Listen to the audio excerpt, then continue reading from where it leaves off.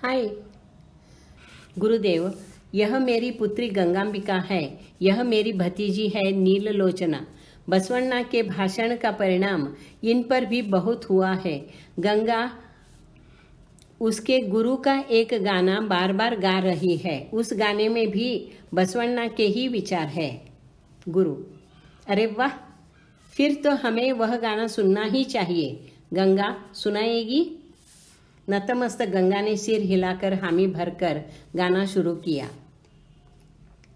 जन जन के अंतर मन में भक्ति भाव उमड़ने दो। दया धर्म जीवन में देव मन भूलने दो। भेदभाव ऊंच नीच मिट जाने दो जग से। स्नेह प्रीति मधुर भाव बढ़ जाने दो मन में। गाना शुरू हुआ तब बसवण्णा ध्यान जप साधना करके गुरु के दर्शन के लिए आ रहे थे। अचानक मधुर स्वर सुनकर वे स्तब्ध होकर गाना सुनने लगे। गुरुदेव: वाह, सचमुच इसमें तो हमारे बसवण्णा के सारे विचार आए हैं। और बेटी, तुमने बहुत सुंदर गाया है। बलदेव रस ने दोनों बालिकाओं को गुरुवर्य को वंदन करके अंदर जाने के लिए कहा। उन्होंने कहा, गुरुवर्य, हम कल शिवदेव और नागाई को मिलने गए थे। तभी हमें मालूम हुआ कि रूढ़ी प्रथा का तीव्र विरोध करके, रिश्तों के माया पाश तोड़कर, गृह त्याग करके 8 साल की उम्र में गया हुआ मेरा भांजा बसवरस ही अब यह तरुण बना हुआ बसवण्णा है। कल से मेरे मन में एक विचार आ रहा है। गुरुदेव: बोलिए अमात्य, निसंकोच होकर बोलिए। बलदेव रस: गुरुदेव, गंगांबिका और बसवण्णा का विवाह किया तो? गुरुदेव गंभीर हो गए। यह देखकर बलदेव रस ने कहा, गुरुदेव, इस विषय पर आप सोचिए, बसवण्णा को भी पूछिए। मैं आपको वचन देता हूँ कि बसवण्णा के विचारों को मूर्त रूप देने के लिए जितना हो सके मैं सहाय करूँगा। ऐसा आश्वासन देकर वंदन करके वे चले गए। दोनों बालिकाओं के चले जाने के बाद बसवण्णा गुरुदेव से मिलने जा रहे थे। इतने में बलदेव रस की बातें सुनकर वे अन्यमनस्क हो गए और अक्का नागम्मा के पास गए। अक्का और भावैया भी उसी विषय पर बोल रहे थे। अक्का: बसवा, अगर तुम्हें अपना ध्येय पूरा करना है तो ऐसे समझौते तो तुम्हें करना ही पड़ेगा, और ऐसे होगा तो इसी जन्म में तेरा स्वप्न साकार भी होगा। बसवण्णा: अक्का, अपने जीवन के बारे में मेरी कुछ कल्पनाएं हैं, वैसे ही जीना। अक्का: तो ठीक है ना बसवा, तुम अपनी शर्तें मामा के सामने रख सकते हो। वे अगर उन्हें मान्य हो तो ही शादी कर लो, लेकिन पहले ही ना करने का मतलब है चलकर आए हुए अवसर को दुत्कारना। वे सभी गुरुवर्य के पास आए। गुरुवर्य भी अक्का और शिवदेव से सहमत थे। शाम को बलदेव रस से बातें करना था। बसवण्णा वहां से सीधा मंदिर में जाकर भगवान के सामने प्रार्थना करने लगे। पाँव में बंधा है पत्थर, गले में बंधा है कद्दू। कद्दू डूबने नहीं देता और पत्थर तैरने नहीं देता। ऐसा है यह संसार, इससे तू ही पार कर हे कुडल संगम देवा।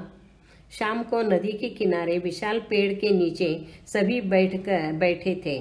तब गुरुदेव ने कहा, महाअमात्य, इस शादी से हमारी सहमति है, लेकिन बसवण्णा की कुछ शर्तें हैं। वे अगर आपको कबूल हो तो वे शादी करने के लिए तैयार है। बलदेव रस चिंतातुर होकर: क्या है शर्तें? बसवा: मामा, कर्म ही धर्म, कृति ही मुक्ति, कर्तव्य ही प्रातव्य और कर्मनिष्ठा ही धर्मनिष्ठा होती है। मामा, मैं कायकवे कैलास अर्थात कर्म ही कैलास है, इस तथ्य का समर्थक हूँ। अगर मैं मंगलवाड़ा आया तो भी अपने जीवन यापन के लिए मैं धन संपादन करूँगा। दूसरी शर्त यह है कि मैं अपनी योग्यता से काम ढूंढ लूँगा। आप अपने पद प्रभाव से मुझे काम ढूंढने में मदद नहीं करेंगे।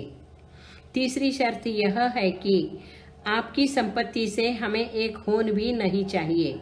क्योंकि स्वकष्टार्जित धन उत्तम होता है, पितृधन मध्यम और स्त्री धन कनिष्ठ होता है, ऐसा पूर्वजों ने कहा है। ये तीनों शर्तें अगर आपको मान्य हो तो मैं शादी के लिए तैयार हूँ। बलदेव रस। बसव रस, गंगा मेरी इकलौती संतान है तो मेरी संपत्ति उसे ही मिलेगी ना? बसव, नहीं, वह संपत्ति हमें नहीं चाहिए। उस संपत्ति से कुछ विधायक कार्य करके आप सामाजिक कार्य कर सकते हैं। बलदेव रस, जैसी तुम्हारी इच्छा। दूसरे दिन महाअमात्य ने मंगलवाड़ा से प्रस्थान किया। गुरुदेव ने ही 1 महीने के बाद का सुमुहूर्त निकाला था। मुहूर्त के 4 दिन पहले उन सभी को लाने के लिए बलदेव रस ने एक घोड़ा गाड़ी भेज दी थी। गुरुदेव अनिवार्य कार्य से शादी में नहीं जा सके। बसवण्णा को भेजते वक्त गुरुदेव की आंखें भर आई। उन्होंने बसवण्णा को बाहों में भरकर आशीर्वाद दिया कि मेरा आशीर्वाद हमेशा तेरे साथ है।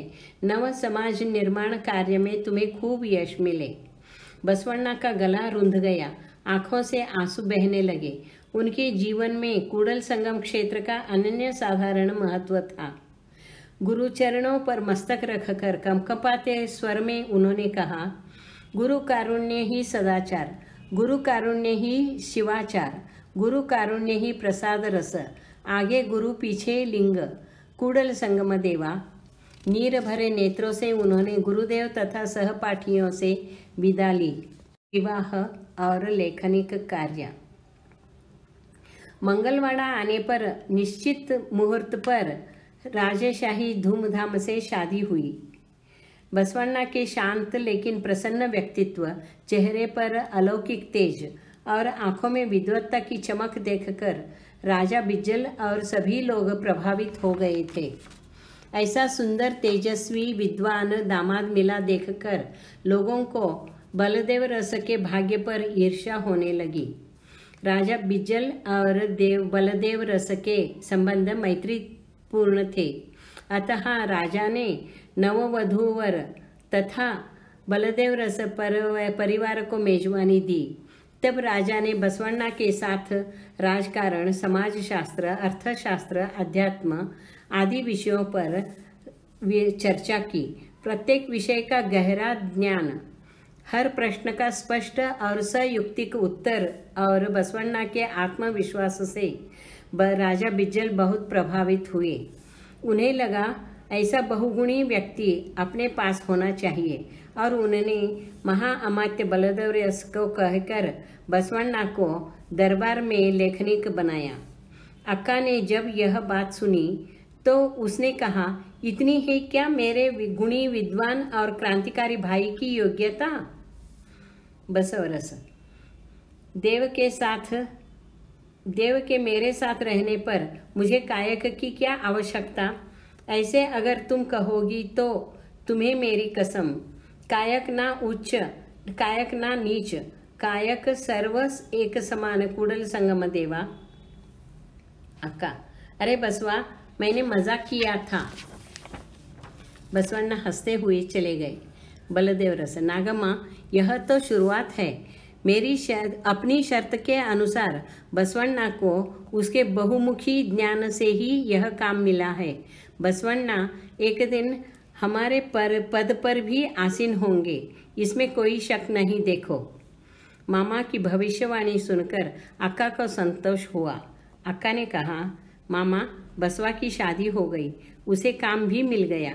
अब मुझे इंगड़ेश्वर जाने की अनुमति दीजिए। बलदेव रस, नागम्मा, बसवण्णा के जन्म से उसका पालन पोषण तूने ही किया है, उनका व्यक्तित्व निर्माण भी तूने ही किया है और आगे भी उन्हें तेरे मार्गदर्शन की खूब आवश्यकता होगी। तो जाने की भाषा मत बोलो। तुम और शिवदेव यहीं रहो। गांव में देखभाल के लिए नीलकंठ है ही, उधर की तुम चिंता मत करो। हम तुम्हें जाने की अनुमति नहीं देंगे। इतने में वहां बसवा आ गए। उन्होंने कहा, कैसी अनुमति और किसे चाहिए अनुमति? बलदेव रस, बसवण्णा, नागम्मा गांव जाने का विचार कर रही है। बसवा, अक्का, ऐसे कैसे तुम कह सकती हो? तुम मुझे बीच में छोड़कर कैसे जा सकती हो? आज तक तुम्हारे सलाह के बिना और मार्गदर्शन के सिवा मैंने कुछ किया है क्या? यहाँ से मेरे कर्तृत्व की परीक्षा शुरू होगी। ऐसे वक्त तुम कैसे जा सकती हो? गंगांबिका रोते हुए, अक्का, अब कहीं हमारा संसार शुरू होगा। पुत्र शोक से सासू माँ गुजर गई, मेरी माँ भी मेरे जन्म के बाद गई। आपके बिना हमारा है ही कौन? आपको मेरी कसम है, यहाँ से आप कहीं नहीं जाएंगी। नागम्मा और शिवदेव ने गांव जाने का विषय ही मन से निकाल दिया। इष्टलिंग। बसवण्ण दूसरे दिन से ही काम पर जाने लगे। कुछ दिनों में उन्होंने देखा उनकी राह पर एक मूर्तिकार रहता है। बसवण्णा के मन में इष्टलिंग कल्पना को मूर्त रूप देने का विचार चल रहा था। एक दिन वे मूर्तिकार से मिलकर एक छोटा सा सुंदर मटर जितना छोटा शिवलिंग बनाने को कहा। उसकी सुरक्षा के लिए कवच करने के बारे में उसी को पूछा तो उसने कहा, धोरी, घी के दिए पर काजल पकड़कर उसमें बिबे का तेल और भस्म मिलाकर, काजल मिलाकर उस लिंग पर लेप चढ़ा सकते हैं। बसवण्णा ने आकार कैसे होना चाहिए, कितना बड़ा होने तक लेप चढ़ाना चाहिए, यह सब उसे समझाया। अनुभवी मूर्तिकार ने पूरे मनोयोग से, भक्ति भाव से और स्नान करके शुद्ध पवित्र होकर ही लेप चढ़ाकर पतले शुभ्र वस्त्र पर घिस घिस कर चमकीला बना दिया। 15-20 दिन बाद जब इष्टलिंग बसवण्णा की हथेली पर रखा तो वे अत्यंत भाव विभोर हो गए। अश्रुधारा बहने लगी। उनकी कल्पना को मूर्त रूप दिए हुए मूर्तिकार के चरणों पर मस्तक रखकर बसवण्णा रोने लगे। वृद्ध घबरा गया, हक्का बक्का हो गया। क्या करे क्या बोले यही समझ में नहीं आ रहा था उसके। उसने बसवण्णा को उठाकर चकित भाव से उन्हें देखता रहा। बसवण्णा ने अपने गले से सोने की श्रृंखला निकालकर उसके गले में डाली। वृद्ध नाना करता रहा, लेकिन बसवण्णा अत्यानंद से घर की ओर भागे। Thank you.